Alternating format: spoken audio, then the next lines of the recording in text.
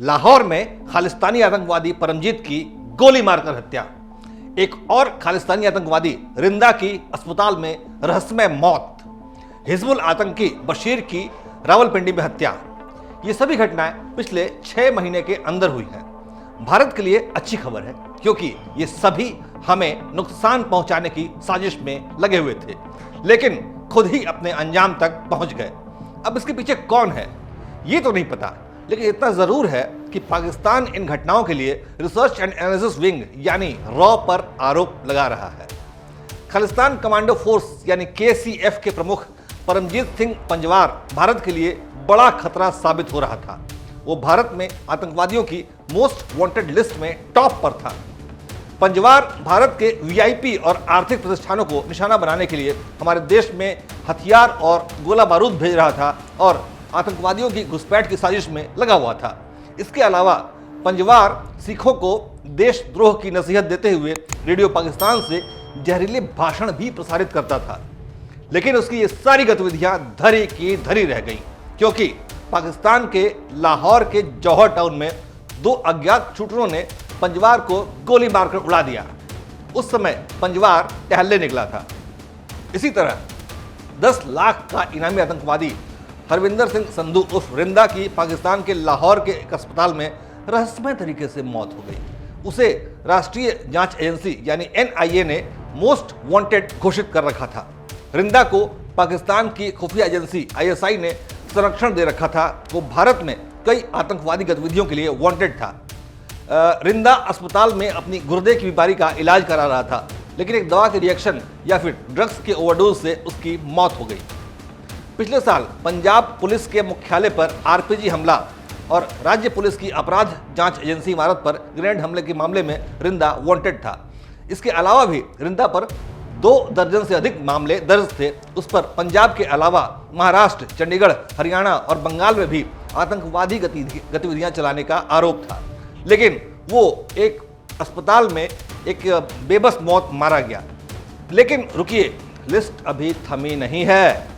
हिजबुल मुजाहिदीन का top commander Bashir Ahmad पीर उर्फ इम्तियाज आलम भी रावलपिंडी में संदिग्ध रूप से एक दुकान के बाहर मारा गया। बशीर कश्मीर के कुपवाड़ा का रहने वाला था और बेहद कट्टर आतंकवादी था, जो लगभग 20 साल पहले पाकिस्तान भाग गया था। वो हिजबुल के सरगना सैयद सलाउद्दीन का बेहद करीबी था और कश्मीर में आतंकवादी तथा गोला बारूद भेजने की साजिश में शामिल था। लेकिन रावलपिंडी में एक दुकान के बाहर 2 मोटरसाइकिल सवारों ने उसे ढेर कर दिया।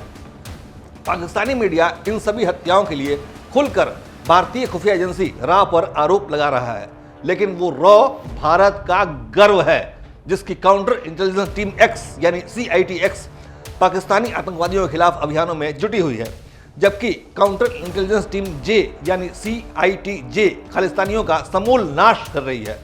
रॉ के नजदीकी संबंध इजराइल की खुफिया एजेंसी मोसाद से भी बताए जाते हैं। इजराइल की काउंटर टेररिज्म अभियान से अनुभव लेकर रॉ के एजेंट भारत विरोधी ताकतों के विनाश में जुटे हुए हैं। 1962 में भारत चीन युद्ध के बाद अमेरिकी खुफिया एजेंसी CIA ने रॉ की एक शाखा एस्टेब्लिशमेंट 22 को प्रशिक्षण दिया था। हालांकि 1980 में सोवियत रूस के खिलाफ पाकिस्तानी खुफिया एजेंसी ISI की भी मदद अमेरिका ने की थी। फिर भी काउंटर टेररिज्म ट्रेनिंग में रॉ और CIA के बीच सहयोग जारी रहा। साल 2009 में रॉ और IB ने संयुक्त रूप से नेपाल, भूटान और बांग्लादेश में 400 स्नैच ऑपरेशन किए थे, जिसका मकसद देश से फरार आतंकवादियों को गिरफ्त में लेना था। साल 2017 में रॉ के एजेंटों ने नेपाल में पाकिस्तान के खुफिया अधिकारी कर्नल हबीब जहीर को उठा लिया था, जिसे पाकिस्तान में कैद भारतीय कमांडर जाधव का प्रतिशोध माना गया। अफगानिस्तान में रॉ ने 1968 में अफगान खुफिया एजेंसी KHAD यानी खाड, जिसका नाम अब राष्ट्रीय सुरक्षा निदेशालय यानी NDS हो गया है, उसके साथ मजबूत संबंध स्थापित किए, जो कि पाकिस्तान के खिलाफ खुफिया जानकारी भारत को मुहैया कराता है।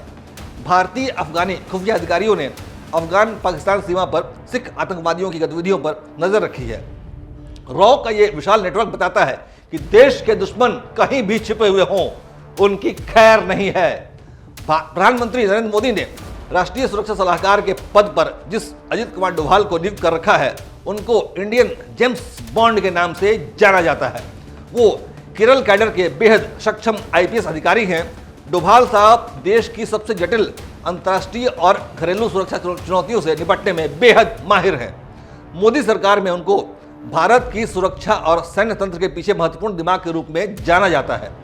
आपको यह जानकर आश्चर्य होगा कि अजीत डोभाल ने खुफिया एजेंट के रूप में पाकिस्तान में पूरे 7 साल बिताए हैं। वो पाकिस्तान के लाहौर में मुसलमान बनकर रहे और वहां अपना नेटवर्क खड़ा किया। उनको पाकिस्तान की बदनाम आईएसआई की चालों से निपटने का एक्सपर्ट माना जाता है। भारत के पास फिलहाल मोदी, डोभाल, अमित शाह, राजनाथ सिंह जैसे देशभक्तों की टीम मौजूद है जो दुश्मन को उनके लेवल पर उतरकर मात देने में माहिर है। इसलिए आप चिंता ना करिए, देश के दुश्मन जहां भी होंगे उन्हें ठिकाने लगा दिया जाएगा और ये काम इतने गुप्त तरीके से होगा कि मरने वाला जान भी नहीं पाएगा कि उसके कुकर्मों को की सजा देने वाला कौन था। इसके पीछे रॉ थी, CIA थी, मोसाद था या फिर कोई दैवीय ताकत। जय हिंद, जय भारत।